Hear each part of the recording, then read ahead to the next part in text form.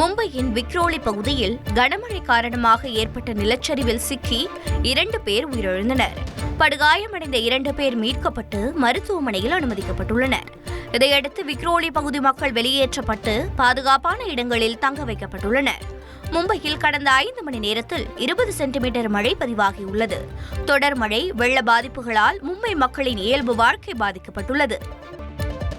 தனியார் பொறியியல் கல்லூரி பேராசிரியர்களின் விவரங்கள் ஒவ்வொரு மாதமும் சரிபார்க்கப்படும் என அண்ணா பல்கலைக்கழகம் அறிவித்துள்ளது. போலி ஆசிரியர்கள் விவகாரம் பெரும் சர்ச்சையை ஏற்படுத்திய நிலையில் இந்த நடவடிக்கை என தெரிவிக்கப்பட்டுள்ளது.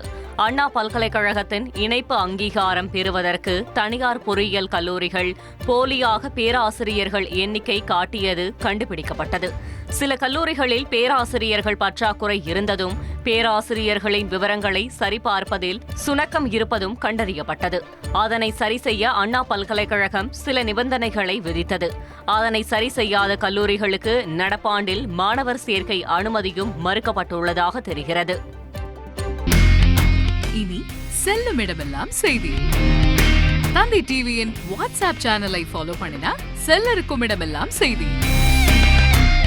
இதோ QR கோட் இப்பவே ஸ்கேன் பண்ணுங்க, ஃபாலோ பண்ணுங்க.